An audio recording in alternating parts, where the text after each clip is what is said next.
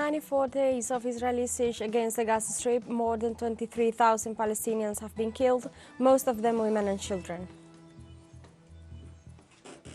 In Brazil, during an event commemorating the first anniversary of the assault of the three branches of government, President Lula da Silva affirmed that there should be no pardon for those who attacked the country's democracy. In Nigeria, several thousand Christians rallied in the north-central city of Jos on Monday to protest over insecurity after nearly 200 people were killed in nearby villages over Christmas.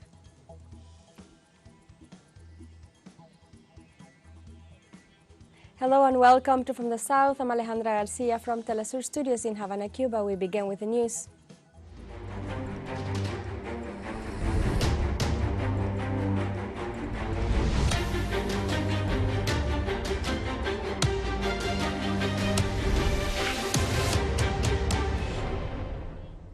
In 94 days of Israeli siege against the Gaza Strip, more than 23,000 Palestinians have been killed, most of them women and children. According to the Gaza Health Ministry, the occupying army perpetrated 17 new massacres during the last 24 hours, killing 249 Palestinians and injuring 510 others.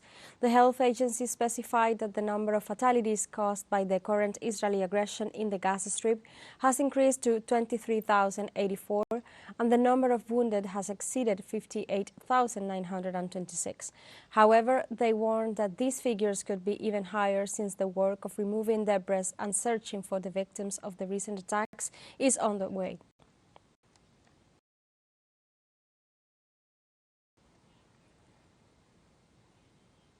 On Sunday, staff from the World Health Organization and the United Nations Office for the Coordination of Humanitarian Affairs visited Al-Aqsa Martyrs Hospital, the main hospital in central Gaza.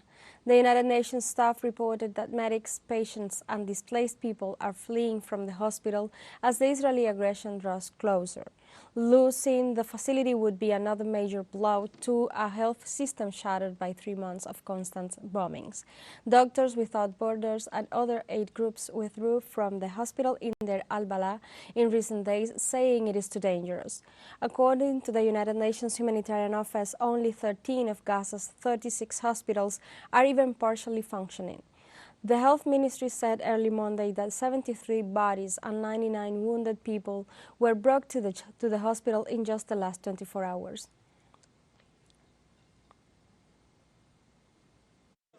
I'm in Al-Aqsa Hospital in the middle area of Gaza, the middle part of the Gaza Strip, in the emergency department where they're treating children, several children on the floor and on a gurney behind me, doctors calling out for scalpel and chest tubes, many people coming in from an explosion. There's one child who unfortunately passed away whose body is not identified, and it's, as you can see, a chaotic scene.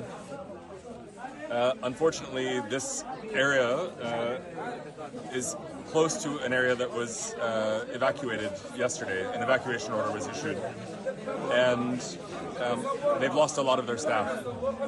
This hospital is currently operating with about 30% of the staff that it had just a few days ago. They are seeing, in some cases, hundreds of casualties every day in a small emergency department. Yesterday they said they had one doctor working overnight in this emergency department with hundreds, in some cases, of casualties coming in on a daily basis. Israeli forces killed a senior leader of the Lebanese self-defense movement Hezbollah during an attack in southern Lebanon. The group confirmed the news of the death of Wissam Hassan Tawil, who was one of the men commanding the group's operations in the south of the country and a senior member of Hezbollah since October 7th. Southern Lebanon has been frequently attacked since the beginning of the conflict between Israel and Palestine. This development comes after Prime Minister Benjamin Netanyahu recently said that he is willing to resolve the conflict with Hezbollah by political means, although he made it clear that if dialogue fails, he will resort to military methods.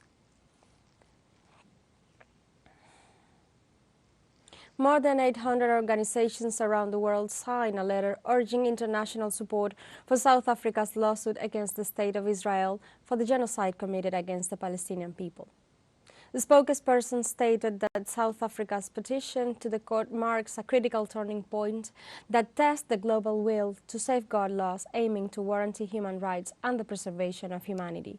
Likewise, the coalition letter urges the signatory organizations to press their governments to immediately introduce a declaration of intervention to end the massacre in the occupied Palestinian territories.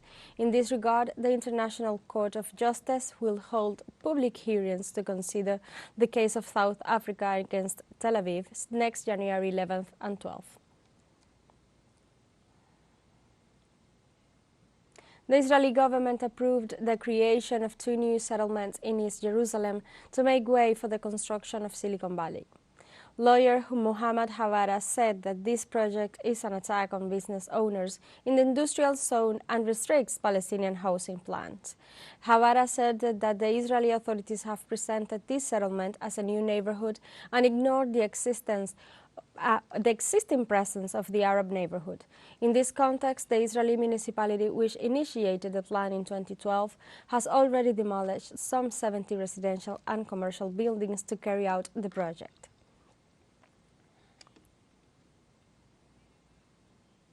Let's take a short break, but remember you can join us on TikTok at teleSUR English, where you will find news in different formats, news updates and more. Other stories coming up, stay with us.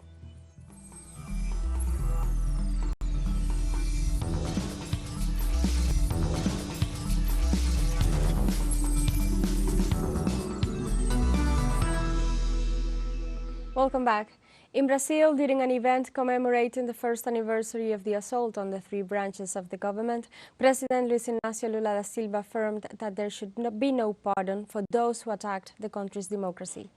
A year after the coup attempt, at least 30 people who took part in the events have been sentenced to prison terms of up to 17 years, while former President Jair Bolsonaro is being investigated as a possible instigator and mastermind of the attacks. For his part, President Lula da Silva stated that his government's response to what happened on January 8 could pave the way for the country to live the 21st century without cops. At the same time, he indicated that there will be no pardon for the coup perpetrators because it would be a safe conduct for new violent acts in the country.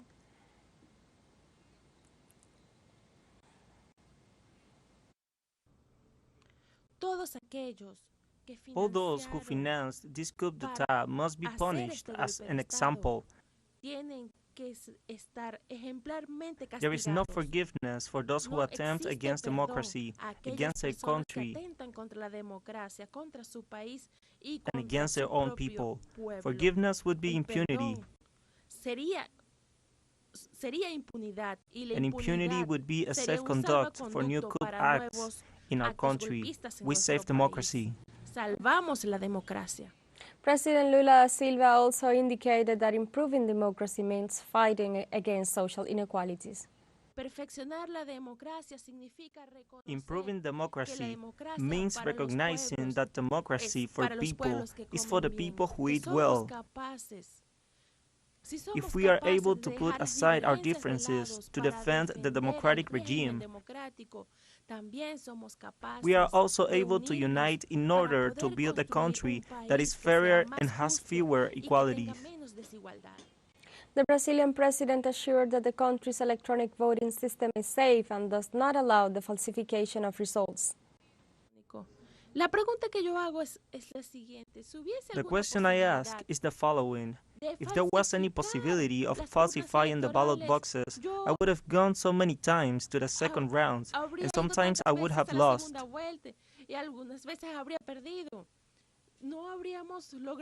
We would not have managed to elect Dilma Rousseff in 2014. In a climate of war that was established in the country, people who doubt the elections, the legality of the Brazilian ballot boxes, why would we lose the elections? Why don't they ask their parties to denounce the deputies and senators elected by those parties? Because if they elect them, imagine, why don't they protest against those fraudulent ballot boxes? It is important that we are clear about the importance of democracy. Pro-democracy demonstrations were held across Brazil today in resemblance of last year's failed coup attempt against President Lula da Silva. Our reporter Brian Meyer has more. On the first anniversary of the January 8, 2023 coup attempt in Brasilia, the social movements and labor unions brought people to the streets in dozens of cities across Brazil as a sign of support for democracy and reminder of the importance of continuing the fight against fascism. We have come out to remember a year of fighting for democracy in our country, and we are here to show that we can hold demonstrations that could create destruction, but the construction of a nation.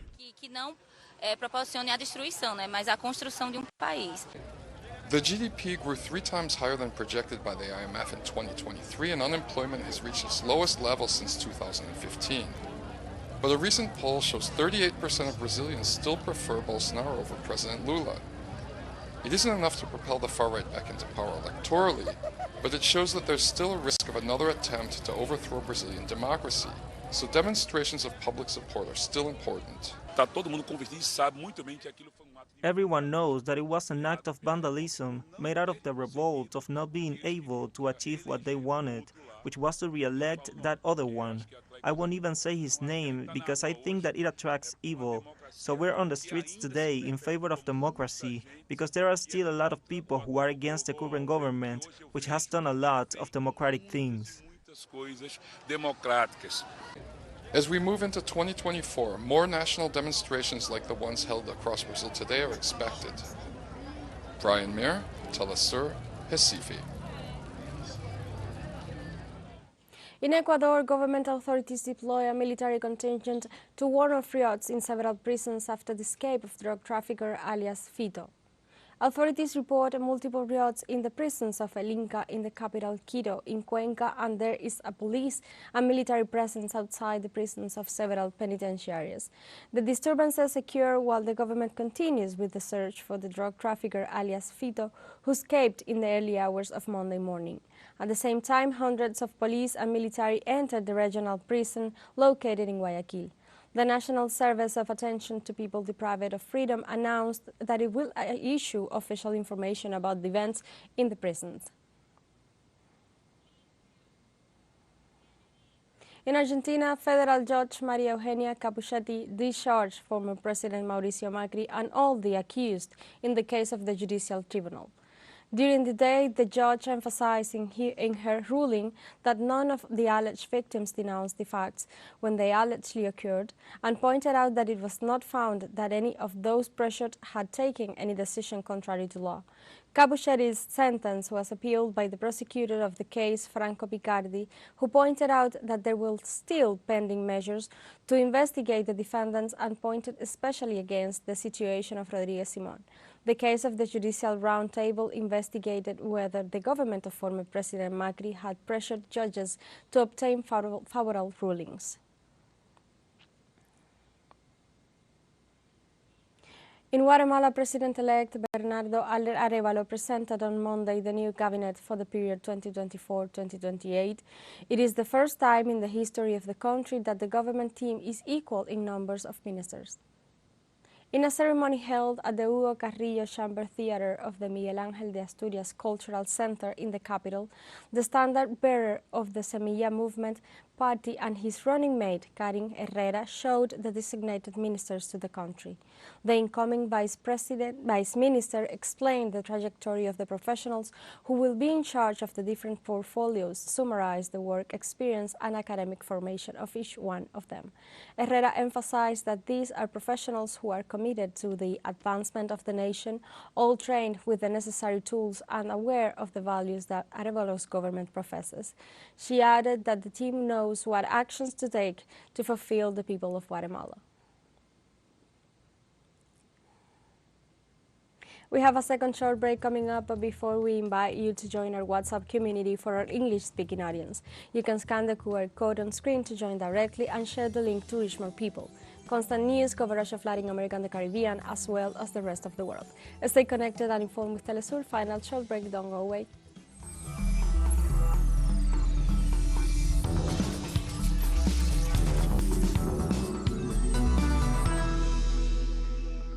Welcome back to From the South. In Nigeria, several thousand Christians rally in the north-central city of Jos on Monday to protest over insecurity after nearly 200 people were killed in nearby villages over Christmas.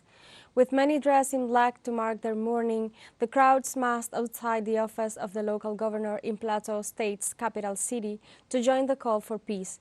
Plateau, placed on the dividing line between Nigeria's mostly Muslim north and predominantly Christian south, often suffers flare-ups in religious and ethnic violence. In attacks in Bakok and Barkin Ladi, local government areas, gunmen raided villages on December 23rd and the following days, leaving 198 people dead, according to Plateau state officials. Thousands of people were also displaced in the attacks, which hit mostly Christian villages. Christians in Plateau State have come under persistent attacks and killings without any decisive action taken to stop the killings. The attackers and their sponsors have become more emboldened to continue in their satanic schemes, while Christians are left in pain and sorrow. Local media in Pakistan reported on Monday that a bomb killed 5 policemen guarding anti-polio vaccination campaign. In return, officials said a roadside bomb struck a Pakistani police truck carrying about 25 policemen assigned to a polio vaccination campaign in northwestern Pakistan. The attack, which resulted in 5 deaths, occurred in Mahmud Bahaud district bordering Afghanistan.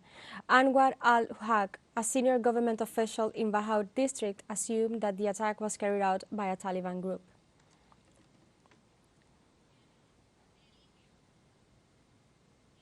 In Bangladesh, Prime Minister Sheikh Hasina on Monday assumed ruling the nation for a 4th consecutive term following elections held on Sunday.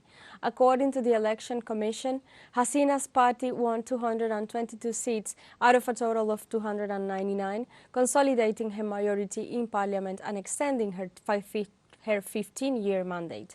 Hasina's victory came amid a low voter turnout of 41.8%. The opposition leader criticized the voting process and described it as the third in the last 15 years to be marred by credibility issues. On the other hand, the government defended the polls as open and inclusive. In this sense, Hasina said Bangladesh had set an example of holding a free, fair and impartial election.